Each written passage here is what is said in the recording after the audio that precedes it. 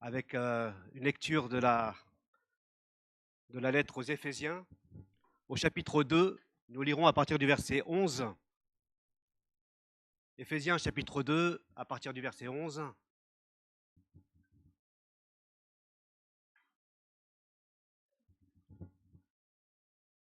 C'est pourquoi vous qui portez dans votre corps la preuve que vous n'êtes pas des Juifs et qui donc êtes traités d'incirconcis par ceux qui se disent les circoncis à cause d'un rite accompli sur leur corps et par des hommes, rappelez-vous quelle était votre situation autrefois. En ce temps-là, vous étiez sans Messie, vous n'aviez pas le droit de faire partie du peuple d'Israël, vous étiez étrangers aux alliances conclues par Dieu pour garantir sa promesse, sans espérance et sans Dieu dans le monde. Maintenant, par votre union avec Jésus-Christ, vous qui autrefois étiez loin, vous êtes devenus proches grâce au sacrifice de Jésus. Car nous lui devons notre paix. Il a en effet instauré l'unité entre les Juifs et les non-Juifs et abattu le mur qui les séparait. En livrant son corps à la mort, il a annulé les effets de ce qui faisait d'eux des ennemis, c'est-à-dire de la loi de Moïse dans ses commandements et ses règles. Il voulait ainsi créer une seule et nouvelle humanité à partir des Juifs et des non-Juifs qu'il a unis à lui-même en établissant la paix. Il voulait aussi les réconcilier les uns et les autres avec Dieu et les unir en un seul corps en supprimant par sa mort sur la croix ce qui faisait d'eux des ennemis. Ainsi, Jésus est venu annoncer la paix à vous qui étiez loin et la paix à ceux qui étaient proches. Car grâce à lui, nous avons accès les uns comme les autres auprès du Père par le même esprit. Voilà pourquoi vous n'êtes plus des étrangers ou des résidents temporaires. Vous êtes concitoyens des membres du peuple saint. Vous faites partie de la famille de Dieu. Dieu vous a intégrés à l'édifice qu'il construit sur le fondement que sont les apôtres, ses prophètes, et dont Jésus-Christ lui-même est la pierre principale. En lui, toute la construction s'élève, bien coordonnée, afin d'être un temple saint dans le Seigneur, uni à Christ. Vous avez été intégrés ensemble à cette construction pour former une demeure où Dieu habite par l'Esprit. Seigneur notre Dieu, nous voulons te remercier encore pour l'occasion que tu nous donnes d'être ensemble. Ensemble, Seigneur, devant toi. Merci pour cette liberté que tu nous accordes. Merci pour ce privilège aussi de t'appartenir et d'être à l'écoute de ta parole et de ton esprit. Merci de nous rappeler que nous formons une grande famille qui dépasse ces murs et qui dépasse cette ville et ce pays. Nous voulons, Seigneur, nous joindre à cette grande famille, à nos frères et sœurs en Christ, qui sur toute la surface de la terre louent ton nom. Sur toute la surface de la terre, eh bien, sont parfois éprouvés dans leur foi. Nous prions, Seigneur, que tu puisses les entourer par tes soins, par ton amour, et que tu puisses les fortifier dans leur foi. Seigneur, nous te demandons aussi que tu visites nos cœurs ce matin, que tu disposes nos esprits afin que ta parole puisse trouver un terrain favorable. Nous voulons la recevoir avec humilité, nous voulons la recevoir avec empressement, nous voulons, Seigneur, la recevoir comme venant de toi, comme étant la parole de Dieu. Nous prions pour nos enfants qui sont aussi à côté avec les enseignants, que là aussi tu prépares leur cœur et leur esprit à recevoir ta parole. C'est ensemble que nous prions dans le nom précieux de Jésus. Amen. Amen. Poursuivons notre série sur la lettre aux Éphésiens. Et la semaine dernière, nous avons mis l'accent sur les versets précédents, sur la venue du Christ qui était venu abattre un mur de séparation. Il est venu abattre ce mur de séparation qui séparait les hommes avec Dieu. Il est venu aussi abattre un autre mur, celui qui sépare les hommes avec les hommes, pour faire un seul corps. Et c'est vraiment la nouveauté que nous trouvons en Christ, il a apporté la paix. Cette paix qui va les réunir, les hommes avec Dieu. On parle ainsi de la paix avec Dieu.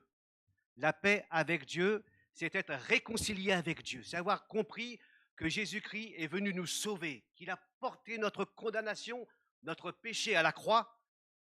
Et ainsi, en recevant par la foi ce qu'il a accompli, nous devenons enfants de Dieu. Et donc, nous sommes réconciliés. Nous avons la paix avec Dieu. Et de cette paix avec Dieu découle aussi une paix que Dieu va nous donner, que Dieu va donner dans notre vie de tous les jours. C'est ce qu'on appelle la paix de Dieu. Dans des circonstances particulières, nous allons ressentir cette paix. Quand autour de nous, les choses ne se passent pas bien, alors la paix de Dieu gardera vos cœurs et votre esprit en Jésus-Christ, nous dira l'apôtre Paul. Et ensuite, cette paix avec Dieu va aussi avoir des implications dans nos relations les uns avec les autres. Et nous chercherons, d'une manière ou d'une autre, à être en paix avec ceux que Dieu a placés autour de nous. Et ce mur de séparation, nous l'avons vu la semaine dernière, eh bien, il a été abattu par Christ, bien sûr, mais notre cœur, notre tendance naturelle d'hommes et de femmes, c'est de bâtir et de maintenir des murs entre nous, entre les peuples, entre les religions, entre chrétiens. Bref, autant de murs, et je n'ai pas besoin de vous faire un dessin pour savoir le nombre de murs que nous érigeons d'une manière visible. Des clôtures, on a parlé du mur de Berlin la semaine dernière, le mur qui sépare les États-Unis avec le Mexique. Une diplomate canadienne dit que les murs mis bout à bout, ou les murs ou les clôtures mis bout à bout, pourraient faire le tour de la Terre. Vous voyez, ça, ce sont des murs ou des clôtures visibles qui séparent les hommes les uns des autres, quelle que soit leur culture, quelle que soit leur race, quelle que soit leur religion. Il y a une peur, et donc on élève des clôtures et des murs. Mais aussi, on a vu la semaine dernière qu'il y a aussi des murs invisibles à l'œil qui se trouvent au niveau de notre cœur. Des murs que nous appelons des préjugés, que nous appelons le racisme, la colère, l'amertume, le manque de pardon, la discrimination. On ne le dit pas toujours, sont des murs invisibles dans notre cœur. Des gens que nous n'aimons pas, au boulot, par exemple. Combien de fois on entend ces blagues? Ah, je suis tellement content de te voir, ma collègue. Qu'est-ce que je ne peux pas la voir? Elle, vous avez déjà été témoin de ça? Vous prenez le café, les collègues arrivent, waouh, c'est l'amie la plus formidable au monde. Et la collègue sort de l'office, par exemple, je ne peux pas la blairer. Je ne peux pas la voir. Il y a des murs invisibles que nous érigeons et que nous maintenons. Mais si Dieu, en Jésus-Christ, est venu abattre le mur de séparation, comment pouvons-nous vivre autrement, puisqu'il nous a ouvert la voie? Il a ouvert la voie. La Bible dit qu'il a frayé un chemin nouveau par son sacrifice pour nous donner un accès libre auprès du Père. Comment pouvons-nous ériger des murs les uns envers les autres? Je ne dis pas que c'est simple et qu'on ne doit jamais avoir de mur. Je dis, pour préciser ma pensée, que parfois, il y a des murs que nous maintenons, que nous érigeons à l'égard des autres, mais ces murs, nous les savons mauvais et nous savons qu'ils ne viennent pas de Dieu. Et nous demandons à Dieu d'abattre ces murs parce que nous voulons vivre l'évangile. Nous voulons vivre ce que Jésus est venu faire ici-bas, abattre les murs et donner l'occasion aux hommes d'être réconciliés avec eux. Et nous sommes, d'une certaine manière, des petits Christ, des disciples de Jésus qui vont vivre de la même manière du Christ. Heureux les artisans de paix, dira Jésus. Heureux les artisans de paix.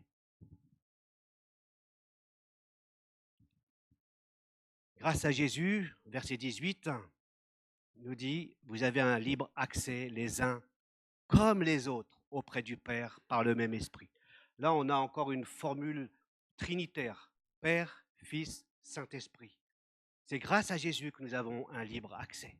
Et c'est important ce mot accès parce qu'à l'époque, dans le temple, seuls les prêtres ou seul le grand prêtre, ce qu'on appelle le souverain sacrificateur, pouvait entrer dans le temple pour officier une fois l'an. C'est vous dire quel privilège il avait aussi de rentrer dans le temple, et ce qu'on appelle le lieu très saint. Et il offrait le sacrifice pour le peuple. La nouveauté ici, Paul nous dit, c'est que cet accès n'est pas réservé à une élite, ni à un grand prêtre, mais cet accès est libre. Il est rendu possible, non pas par nos mérites, mais grâce à Jésus. Un accès qui peut être déroutant parce qu'il est simple. Il n'est pas compliqué. Un accès qui n'est pas réservé à une élite spirituelle. Et vous en avez encore des grands prêtres, des souverains sacrificateurs aujourd'hui, des chrétiens qui vont vous dire qu'eux, ils sont l'élite spirituelle. Ils ont un accès à Dieu que vous n'avez pas. Jésus dit que l'accès, il est simple pour toi, pour moi, pour n'importe qui.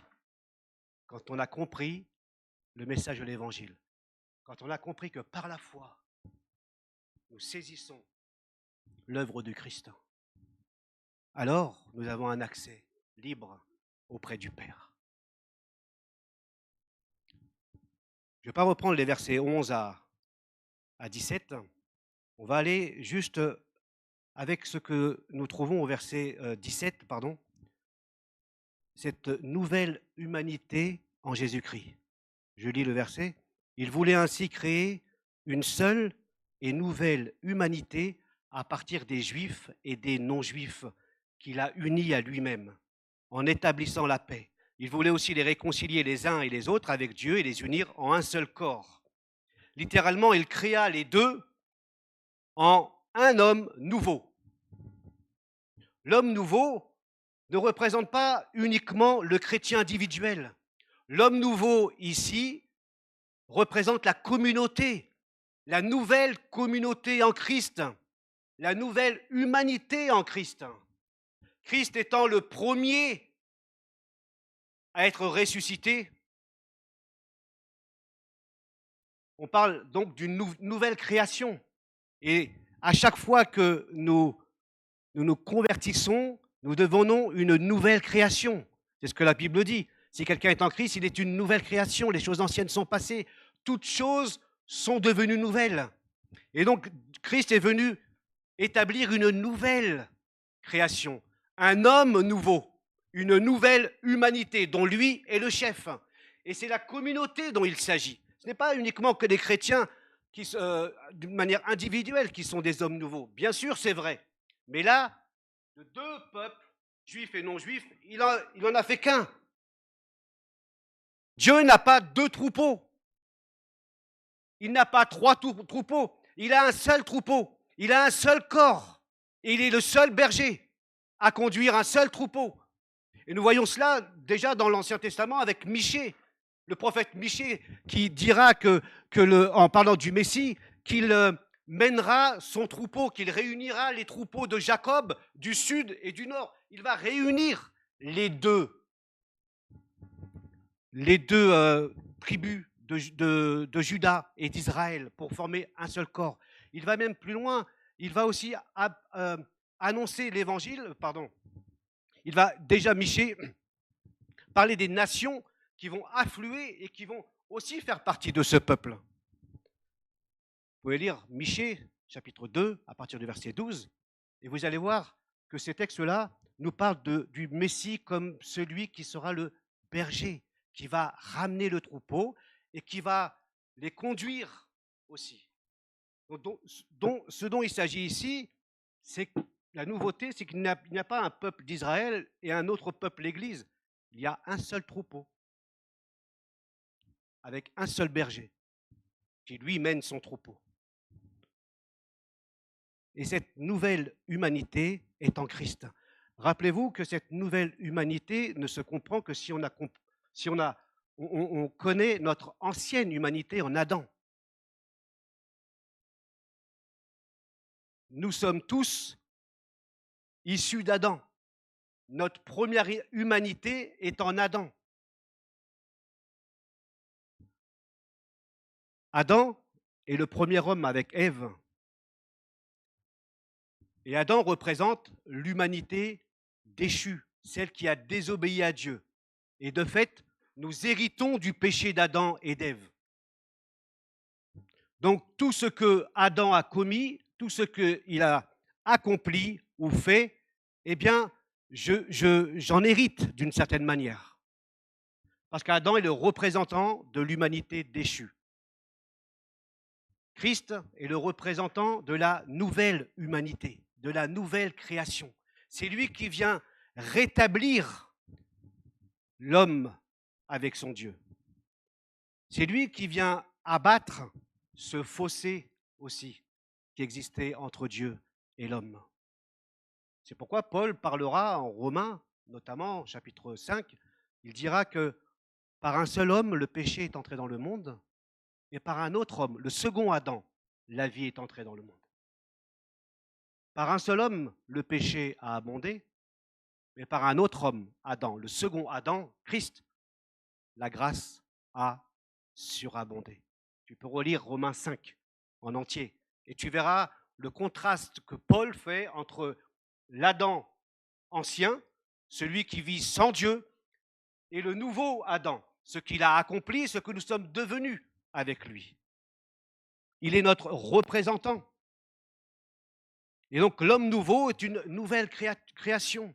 Cette nouvelle communauté en Christ ne se limite pas uniquement à unir les juifs et les non-juifs en un seul corps. Mais Paul va plus loin. Nous l'avons lu la semaine dernière.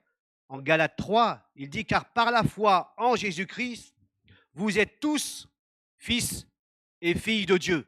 Car vous tous qui avez été baptisés pour Christ, vous vous êtes revêtus de Christ. Vous avez revêtu une nouvelle identité. Vous vous êtes assis dans les lieux célestes. Vous vous souvenez de ça? Vous avez été adoptés dans cette nouvelle famille de Dieu. Et donc, il n'y a plus ni juif, ni non-juif.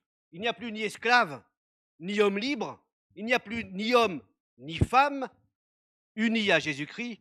Vous êtes tous un. Colossiens va plus loin, il rajoute, il n'y a plus de différence entre circoncis et incirconcis, étrangers et barbares, esclaves et hommes libres. Il n'y a plus que Christ, lui qui est tout et en tous. On pourrait poursuivre, il n'y a plus ni noirs, ni arabes, ni nord-africains, ni gens du voyage, ni chinois, ni pauvres, ni riches. Devant Dieu, nous sommes sur le même pied d'égalité. Ça, nous le proclamons. Ça, nous sommes d'accord. Mais en réalité, dans la pratique, comment ça se passe? Dans la pratique, comment ça se passe quand quelqu'un est différent de nous?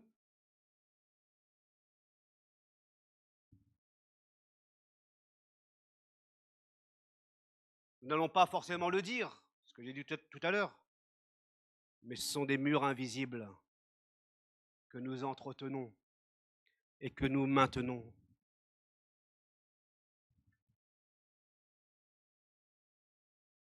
Nous n'allons pas dire que non, ils sont différents, je ne peux pas les côtoyer. Je ne peux pas les considérer. Et Jésus est venu pourtant abattre le mur de séparation.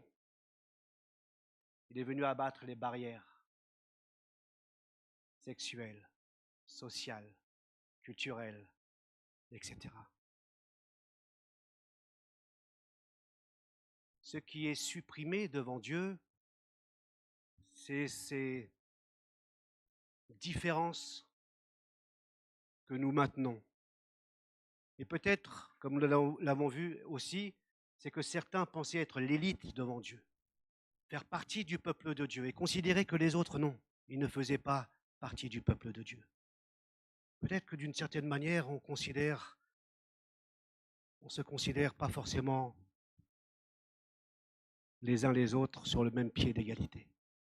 Et j'aime à me souvenir que ceux qui appartiennent à Christ, ce que tu dois te souvenir, c'est que chaque membre est relié à la tête, le Christ. Et s'il est relié à la tête, qui suis-je pour dire qu'il n'est pas aimé de Dieu, qu'il est différent? Et à l'époque, en effet, on a vu ensemble le cloisonnement qui existait. Tout était cloisonné, hein, au temple. Il y avait une enceinte pour les juifs, hommes, une enceinte pour les femmes, et puis une enceinte pour les païens, mais vraiment loin, loin. Et quand Jésus vient abattre le mur de séparation, il vient mettre tout le monde au même niveau, devant Dieu. Quand je dis au même niveau, devant Dieu. Il ne s'agit pas de gommer ni de supprimer les différences. Un homme reste un homme, une femme reste femme. Il ne s'agit pas de gommer et de supprimer tout de manière à niveler tout le monde sur le même niveau. C'est-à-dire que, comme le marxisme disait, ben, il n'y aura plus ni pauvres ni riches. Jésus dira, des pauvres, vous en aurez toujours. Le pauvre restera peut-être pauvre, peut-être pas. Il ne s'agit pas de dire que le riche doit devenir pauvre et le pauvre devenir riche. L'employeur devenir employé, l'employé devenir employeur. On ne gomme pas les différences. Ce qui change, la nouveauté, c'est que nous sommes tous égaux devant Dieu. Nous avons tous le même accès devant Dieu. Et nous devons tous nous considérer de la même manière, les uns avec les autres, quelles que soient nos différences.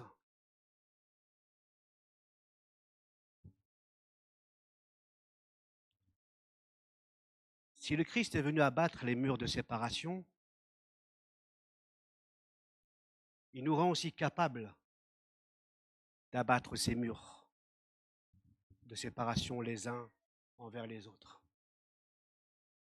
Il nous rend capables de créer des nouvelles relations avec un désir nouveau, un amour nouveau pour ceux et celles que nous côtoyons. Et j'espère que vous avez compris, en dépassant ces murs-là, je ne parle pas entre chrétiens uniquement, ça peut l'être, mais entre voisins, entre collègues, ou même dans notre famille, entre églises, entre dénominations.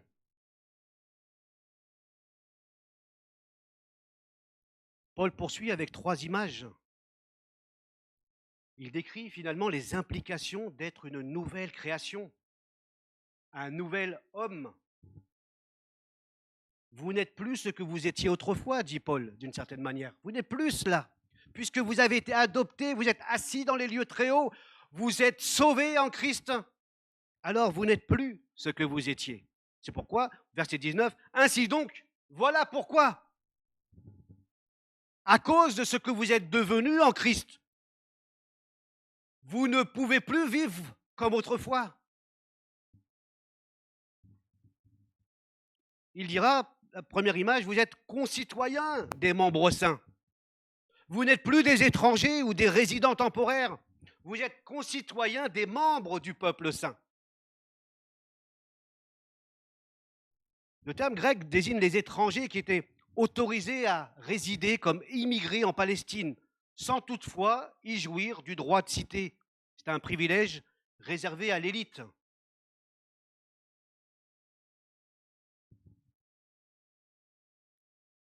Mais nous ne sommes plus étrangers devant Dieu. Nous sommes concitoyens, juifs et non juifs. Être concitoyen signifie que nous vivons aussi selon les modes du royaume de Dieu. Si nous sommes concitoyens, c'est qu'il existe un royaume. Et s'il existe un royaume, il existe un roi. Et c'est ce roi qui dirige son royaume. Et les citoyens d'un pays, par exemple, eh bien, essaient de de vivre conformément aux règles du pays. De même, quand nous appartenons au royaume de Dieu, j'espère que c'est cela pour vous. La Bible dit que Dieu nous a fait passer des ténèbres, du royaume de ténèbres, à son admirable lumière, à son royaume de lumière. Alors nous ne pouvons plus nous considérer différemment les uns les autres, concitoyens avec les mêmes privilèges, mais aussi les mêmes responsabilités en tant que concitoyens. Et j'aime ce mot, ce terme concitoyen. Ensemble, c'est être sur le même pied d'égalité devant Dieu. Il n'existe donc pas de chrétien de seconde zone où on le ressent intérieurement, où on le fait sentir aux autres. Oui, mais cette dénomination-là, ces chrétiens-là, c'est bien, mais bon, c'est pas comme nous. Et on déprécie, on dévalorise certaines dénominations, certaines églises à cause de leurs pratiques. Mais en réalité, est-ce que nous pratiquons, nous, correctement? Et pourquoi les autres n'auraient pas le droit aussi de mal pratiquer, quand j'ai le droit, à cause du péché?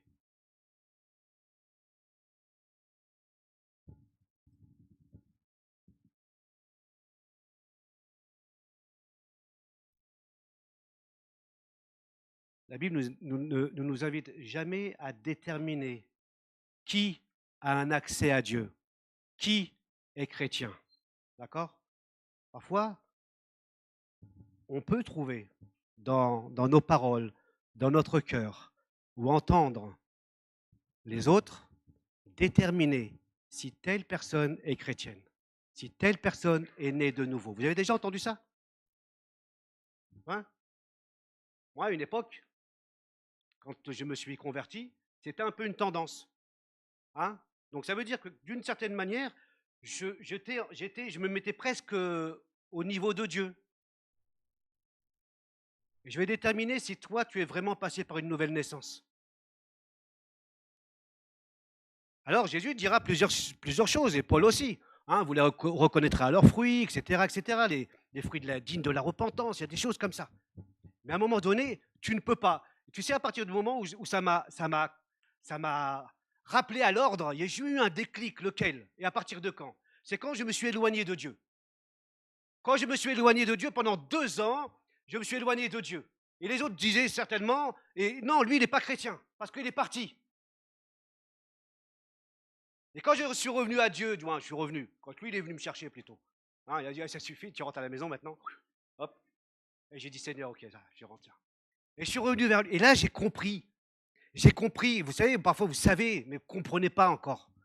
J'ai compris que tu peux partir. Parfois, tu m'entends le dire souvent.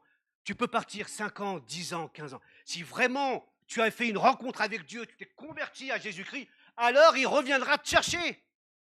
Il reviendra te chercher. Si tu n'es pas chrétien, tu ne reviendras pas, c'est tout. Mais sache, le fils prodigue qui m'est resté là, Luc 15, il reviendra te chercher. Il fera en sorte que tu reviennes à lui. Et depuis ce jour-là, vous savez, ma réponse, alors elle peut paraître très, très simple ou très... voilà, je ne veux pas trop rentrer dans les détails. Ma réponse, elle se situe dans le texte biblique qui dit que Dieu connaît ceux et celles qui lui appartiennent. Dieu connaît ceux et celles qui lui appartiennent. On est d'accord? C'est pas parce que ceux qui sont partis, qui ont abandonné Dieu, tu dois les considérer comme des non-chrétiens. Allons plus loin. Et tu ne dois pas non plus considérer que ceux qui sont assis sur cette chaise ce matin sont chrétiens. Parce que je sais que non. Bon, il y a quelques chrétiens quand même. Je sais que non. Parce que parfois, les uns et les autres accompagnent leur mari, leurs enfants. Non. Ce n'est pas une garantie que d'être là, assis sur une chaise, qui fait de toi un chrétien. C'est un acte de naissance. Quand tu vas aller te présenter devant Dieu un jour, Dieu ne va absolument pas te demander un passeport, un visa, ou un souvenir de baptême. Il va te demander ton acte de naissance, ton deuxième acte de naissance. De même que tu es né naturellement et physiquement une fois, de même la Bible appelle cela une nouvelle naissance. C'est-à-dire que Dieu est venu te visiter. Dieu est venu t'attirer à lui. Tu lui as donné ta vie. Ça, c'est ton acte de naissance. Comme quoi tu es né de nouveau avec Christ. Tu as reçu une vie nouvelle en Christ. C'est cet acte de naissance qui fait de toi un citoyen et qui fait de toi un membre de la famille de Dieu. Et donc c'est la deuxième image que Paul emploie, vous faites partie de la famille de Dieu. Par ton acte de naissance, tu deviens membre, fils unique ou fille unique de Dieu. Non. Membre de la famille. Qui est fils unique ou fille unique, là, ce matin? Personne? Ah bon? Ah ouais, quand même. Vas-y, c'est pas un péché, hein? Wow. Benjamin, il n'y a que Benjamin qui est fils ou fille unique ici?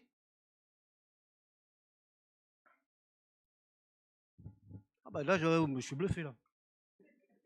Okay. Dieu n'a pas de fils unique, ni de fille unique, même s'il aime les fils uniques et les filles uniques. Mais il vient nous intégrer dans la famille de Dieu. Ça veut dire que nous faisons partie d'une autre famille, une famille spirituelle. L'Église est famille de Dieu.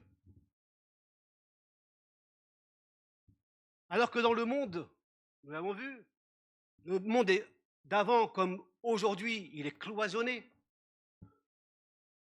L'individualisme aussi est assez présent dans notre monde. On veut être seul, on ne veut pas appartenir à quelqu'un. On veut être libre.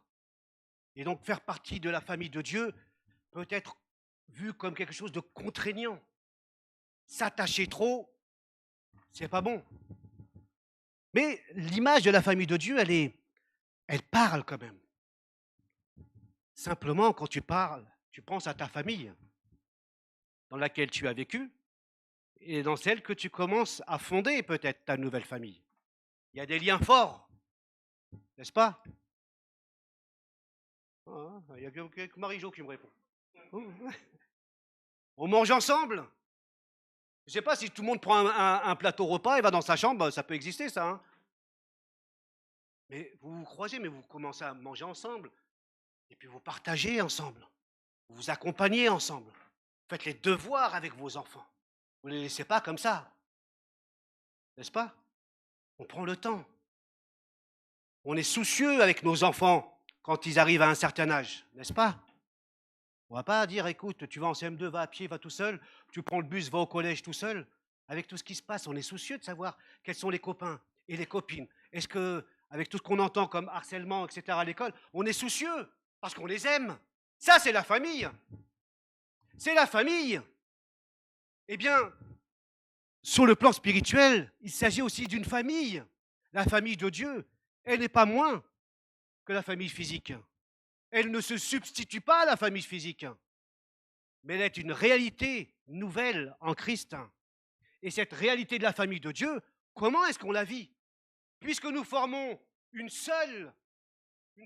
nouvelle humanité, une nouvelle création en Christ, comment nous vivons cette notion de famille de Dieu ensemble?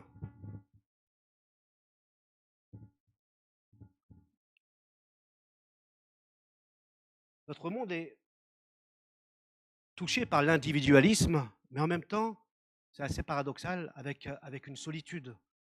J'ai récemment fait quelques visites et on me dit, bah, j'habite là, mais je ne croise pas les personnes là.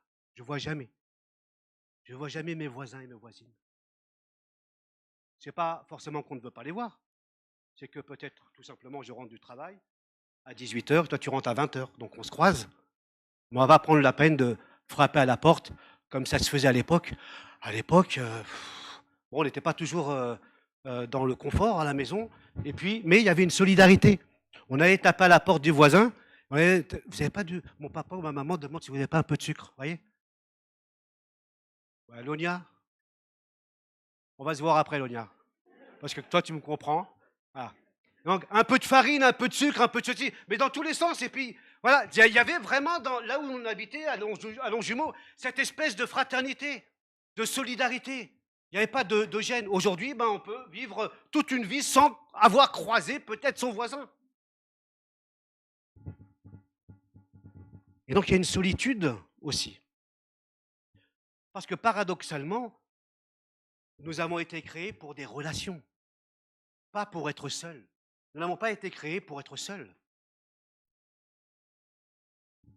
Mais il y a un besoin aussi de communauté, de relations. J'ai lu dans Le Monde, là, le 23 janvier, c'est la journée mondiale de lutte contre la solitude. Par exemple, au Japon, c'est un vrai problème. J'étais bluffé. Une inquiétude publique et politique au point qu'un ministère de la solitude a même été créé en février 2021 au Japon. Les chiffres sont là, les Japonais souffrent plus d'isolement social que dans les autres pays du monde. Et ils n'ont personne ou presque sur qui compter. Si bien qu'il y a un développement au Japon où vous avez toutes sortes d'activités qui viennent combler cette solitude. Et vous pouvez louer un chien, vous pouvez louer des amis. Hein, mais vous rigolez, moi j'ai rigolé, mais c'est dramatique. Vous louez des amis, vous pouvez louer un homme, même parce que la femme a besoin de pleurer avec lui. C'est dire dans quelle situation le peuple japonais se trouve. Mais puisqu'il est au top, il y a d'autres pays qui souffrent de solitude, qui souffrent d'isolement, parce qu'il manque de relations les uns avec les autres. Alors bien sûr, ils sont innovants là-bas. Et vous pouvez avoir des amis, vous pouvez louer des amis pour aller manger avec eux. Il faut quand même que ces amis payent l'addition, mais bon, c'est pas autre chose. Je ne sais pas si c'est compris dans le prix, mais bon. Mais qu'en est-il de nos relations fraternelles? Comment vivons-nous cette réalité de la famille de Dieu? Si nous prenons conscience que nous avons été rachetés par le Christ, nous avons été greffés en Christ. J'aime bien ce mot greffé en Christ. C'est-à-dire que il dira d'une certaine manière, hein, je suis le cep et vous êtes les sarments. D'accord? Nous avons été greffés. Il y a la sève, il y a la vie qui passe. De manière plus humaine, on pourrait dire qu'il y a eu une transplantation cardiaque qui s'est opérée. Christ nous a donné un cœur nouveau. Le cœur de pierre d'avant, autrefois, sans Dieu, il a été changé en cœur de chair. Il nous a donné un cœur nouveau, avec un amour nouveau. Et donc nous vivons, notre cœur bat, non plus comme avant, au rythme de l'ancien cœur, mais il bat au rythme de Dieu. Et ça change tout. Et ce cœur-là, finalement, va nous conduire les uns vers les autres, avec l'amour de Dieu. Et ça, c'est important. Quand vous avez reçu ce nouveau cœur de Dieu, comment pouvons-nous vivre différemment les uns envers les autres? Le Nouveau Testament abonde dans ces expressions les uns et les autres.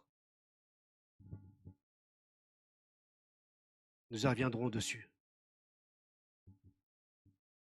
La Bible dit aussi que Dieu ne fait pas de favoritisme. C'est-à-dire qu'il y a des personnes vraiment différentes, d'arrière-plan différents. Mais si Dieu ne fait pas de favoritisme, si le Christ a abattu le mur de séparation pour nous apporter la paix, alors il va aussi semer cet amour, comme on l'a vu ensemble. Il nous a donné ce cœur nouveau. Et avec ce cœur nouveau, nous allons aimer comme Dieu aime. Et ces relations familiales sont différentes.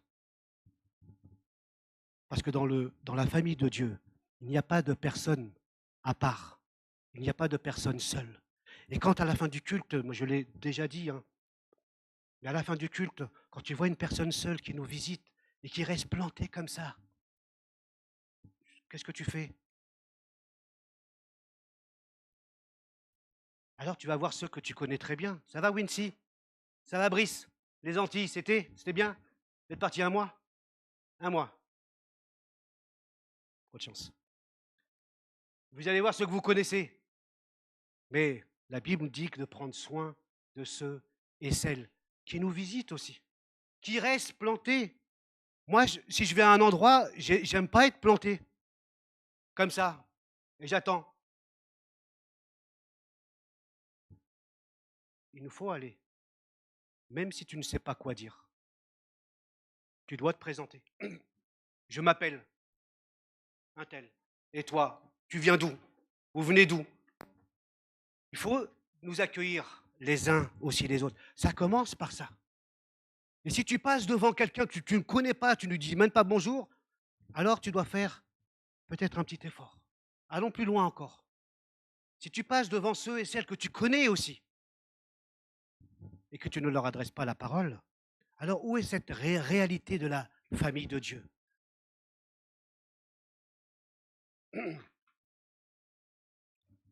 Les normes ou les règles de cette famille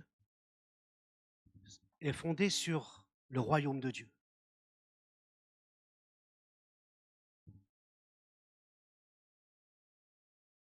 Cela ne sert à rien de chanter ni de proclamer, nous l'avons chanté, que nous faisons partie de la famille de Dieu, si nous ne prenons pas le temps de vivre cette réalité. Il n'y a qu'une seule église. Nous le chantons, hein.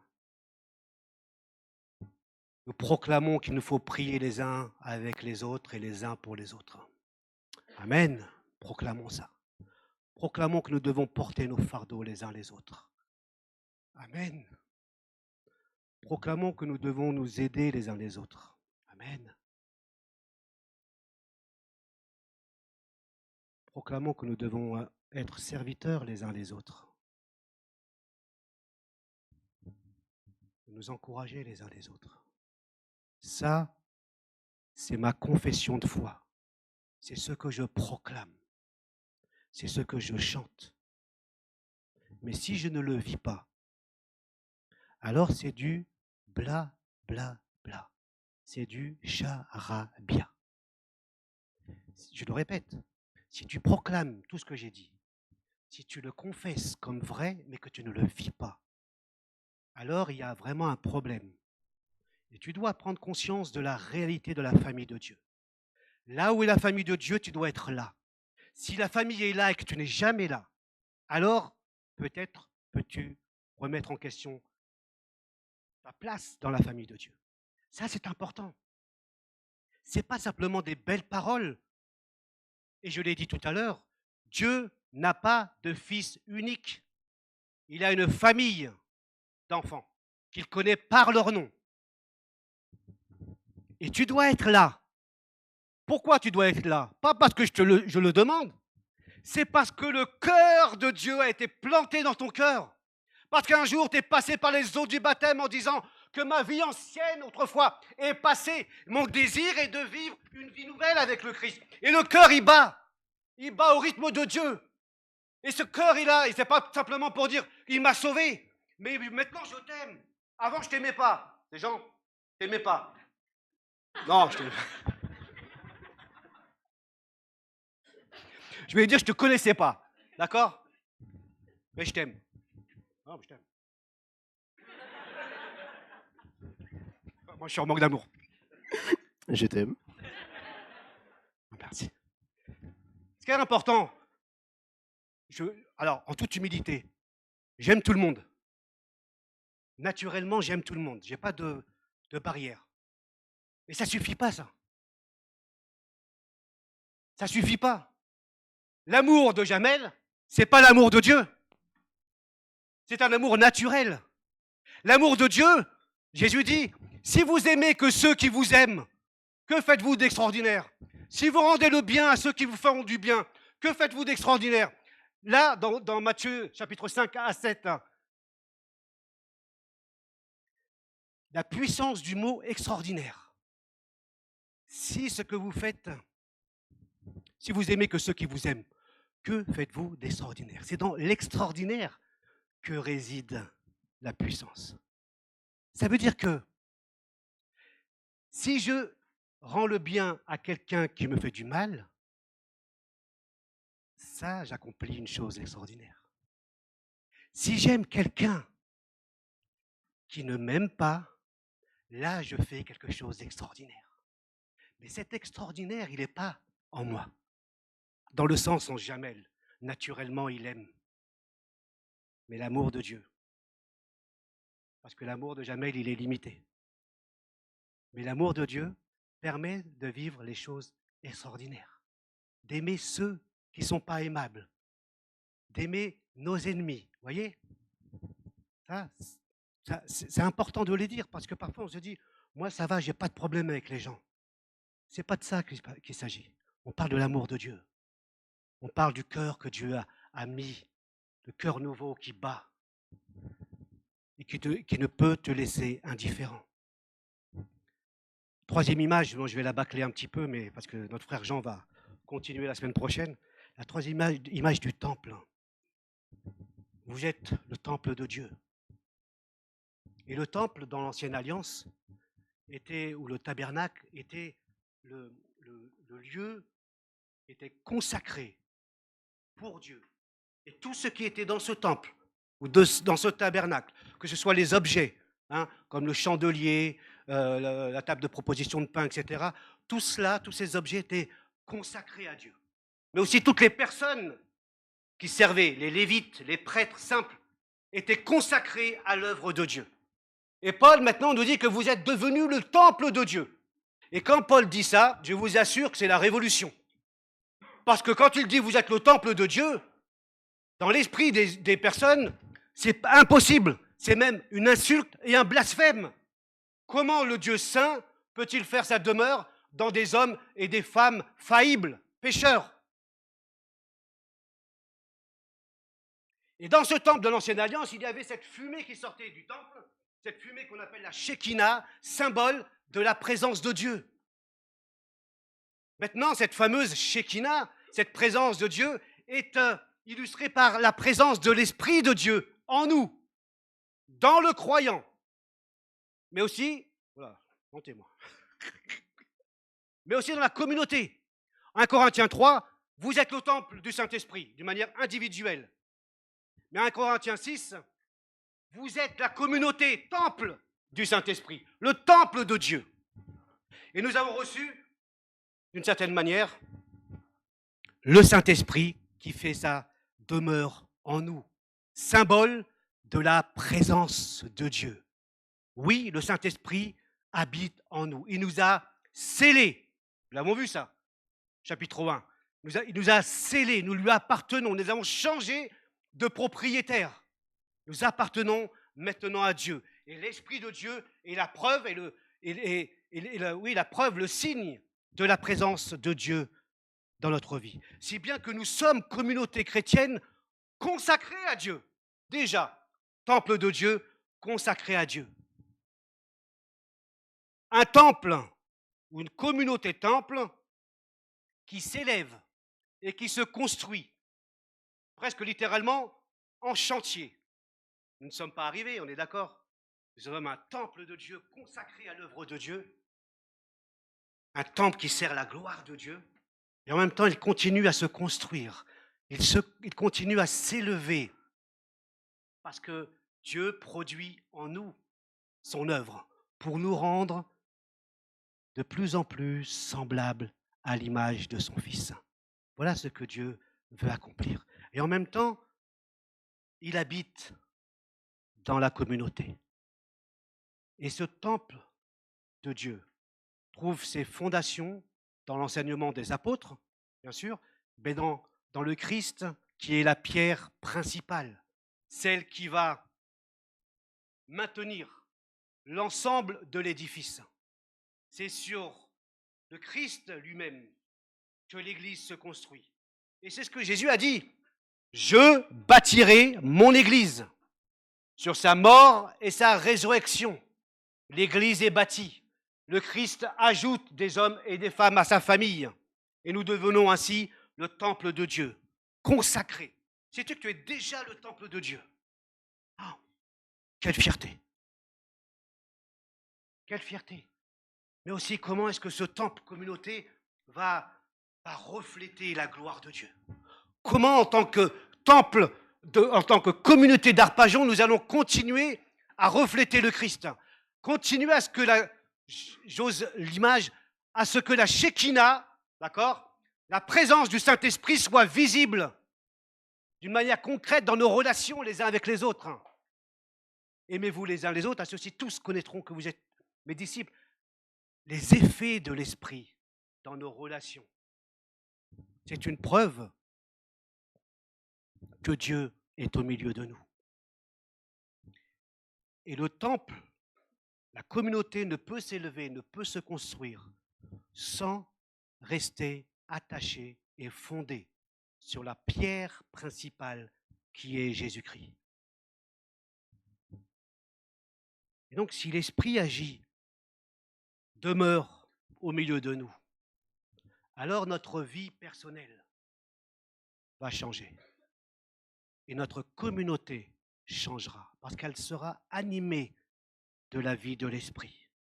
Ainsi, nous deviendrons non pas un local ou un bâtiment avec des murs, mais nous devenons, l'apôtre Pierre dira, des pierres vivantes qui s'édifient pour former un temple spirituel.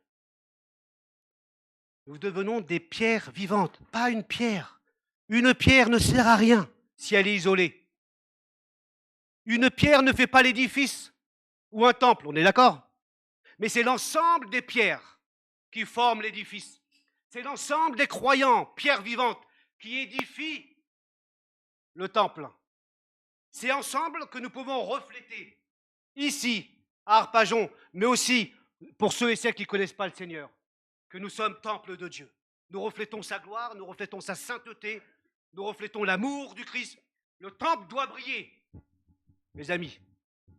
Le temple doit refléter aussi le Christ.